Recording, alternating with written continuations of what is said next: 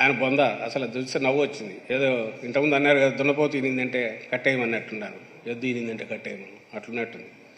CM గారు ఆ రోజు పిలిచింది ధనంజయ రెడ్డి అడ్వైజర్ను. అదేం చంద్రబాబు లాగా ఎత్తిపోయిన కేసు కాదు. ఇక్కడ ధనంజయ రెడ్లు, ధనంజయ పేర్లు ఉండేవాళ్ళు స్టేట్లో చాలామంది ఉన్నారు. చంద్రబాబు పేరు అయితే నాకు తెలిసి ఎవరికి పెట్టింటారు అనుకుంటారు. ఎవరికి ఉండకూడదనే ఒక్కడికే ఉండాలని వాళ్ళ ఆయన ఇతను ఒక్కడికే పెట్టినట్టున్నాడు. అది కనపడదు ఆ పేరు. కానీ ధనంజయ రెడ్డి అనేది కామన్ నేమ్. తిక్కరావు కాకపోతే వాళ్ళందరూ ఆ రోజు మరుసటి రోజు పోయి ఎలక్షన్ కమిషన్కు పిటిషన్ కూడా ఇచ్చారు, ఇమ్మీడియట్ యాక్షన్ తీసుకోండి. నవ్వు వచ్చింది నాకు అది చూసి. ధనంజయ రెడ్డి అడ్వైజర్ ఉన్నాడు సీఎం గారికి, ఆయన పేరు ప్రస్తావించాడు. అండ్ వీళ్ళు దాన్ని పాపులర్ చేస్తున్నారు. వీళ్ళు దాన్ని తీసుకొచ్చేసి ఎలక్షన్ కమిషన్ దాన్ని ఒక జోక్ చేసినారు.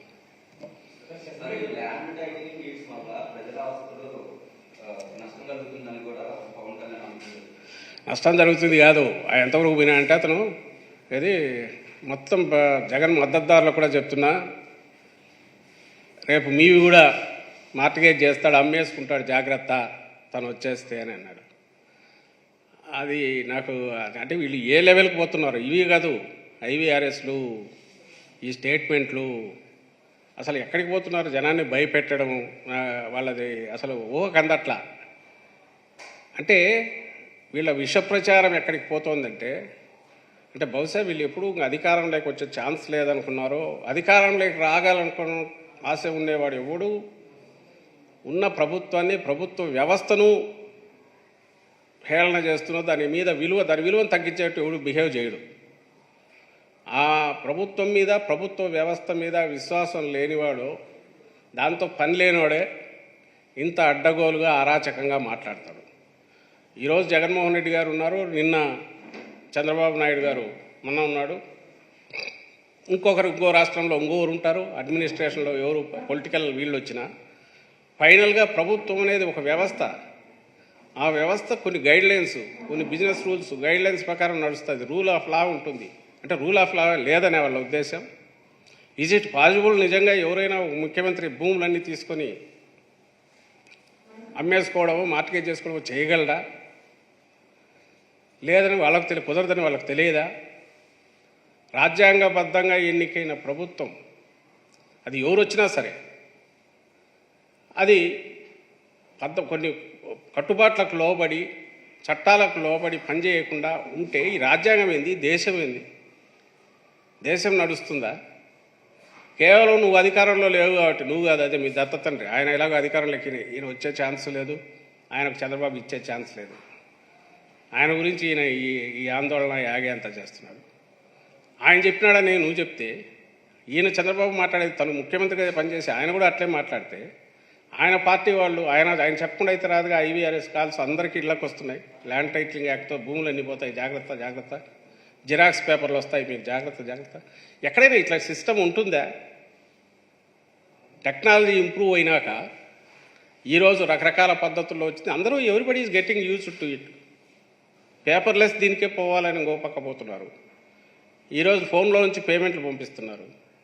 ఇవి నార్మల్ ఫ్లైట్ పోయి టికెట్ కావాలంటే ఇప్పుడు ఫోన్లోనే చూపించిపోతున్నాం. ఒకప్పుడు హార్డ్ కాపీ ఉండే అన్నీ వచ్చినాయి, మామూలుగా నడుస్తున్నాయి.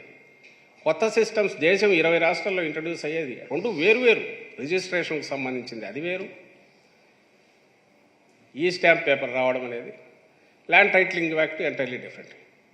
దీన్ని కలిపి వాళ్ళు ఇష్టం వచ్చినట్టు ప్రచారం చేస్తే భయం వేస్తుంది. ఏం భయం అంటే, వీళ్ళు ప్రజల్లో ఒక రకమైన భయాన్ని పెంచే రకంగా, వ్యవస్థ మీద నమ్మకం పోయే రకంగా ప్రజల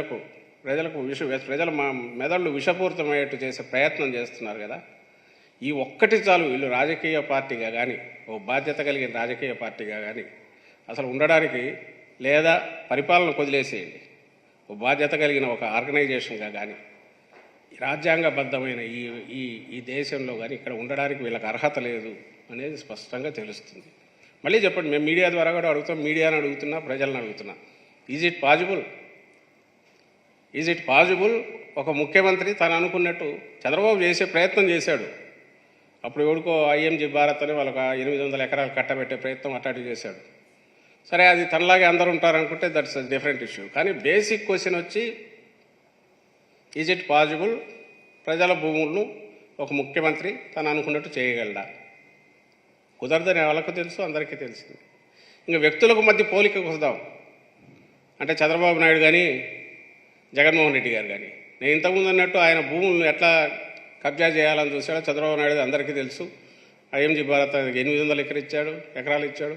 స్టేట్ ఎక్కడ చూసినా భూములు కొల్లగొట్టాడు.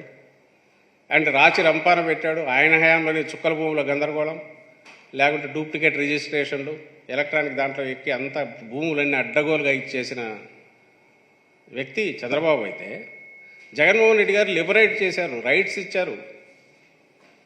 పదన మీరు గమనించుంటారు, ధర్మాన ప్రసాద్ గారు రెవెన్యూ మంత్రి గారు ఎక్స్ప్లెయిన్ చేశారు. ఈయన చేసింది అసైన్ ల్యాండ్స్ ఎప్పుడో ఈ స్వాతంత్రం వచ్చిన తర్వాత వచ్చిన దగ్గర నుంచి 20 ఏళ్ల క్రితం వరకు ఉన్నవన్నీ ఫ్రీ చేశాడు. చుక్కల భూములు 3 లక్షల ఎకరాల దాకా ఫ్రీ చేశాడు. ఓనర్షిప్ ఇచ్చాడు. రైతులకు కానీ దాని మీద హక్కు ఉన్న వాళ్లకు, వ్యవసాయం చేసుకుంటూ చాలా కాలం ఉన్న వాళ్ళందరికీ వాళ్ళకు భూములు వచ్చే రకంగా చేశాడు. ఇళ్ల పట్టాలు ల్యాండ్ కొని దాదాపు 13,000 కోట్లు పెట్టి ల్యాండ్ కొని సైట్లు చేసి ఇచ్చాడు. అది ఇచ్చే చెయ్యి. చంద్రబాబుది లాక్కొని దోపిడీ చేసే చెయ్యి. ఏమరపాటు నువ్వు ఉంటే నీ జోబులు నిలువు దోపిడీ చేసే చెయ్యి అది చంద్రబాబు నాయుడు. ఇది ప్రజలకు తెలియదా? కానీ నేను ఇంతకుముందు అన్నదే, డెస్పరేషన్లో ఉన్నారు, దిక్కు తెలియట్లా, ఏం మాట్లాడాలో తెలియట్లా. ఇంకా తిట్టడము, కన్ఫ్యూజ్ చేయడం, విషప్రచారం చేయడం, ఆఖరకు తద్వారా జనం కన్ఫ్యూజ్ అయ్యి ఏదో ఒక రూపంలో మాకు బెనిఫిట్ జరుగుతుంది, వాళ్ళకి బెనిఫిట్ జరుగుతుందేమనే ఆశ.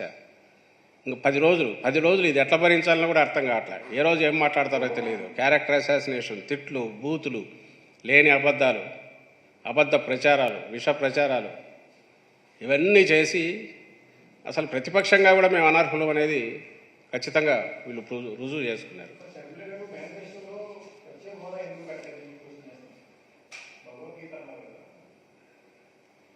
అది ఓ పార్టీనా?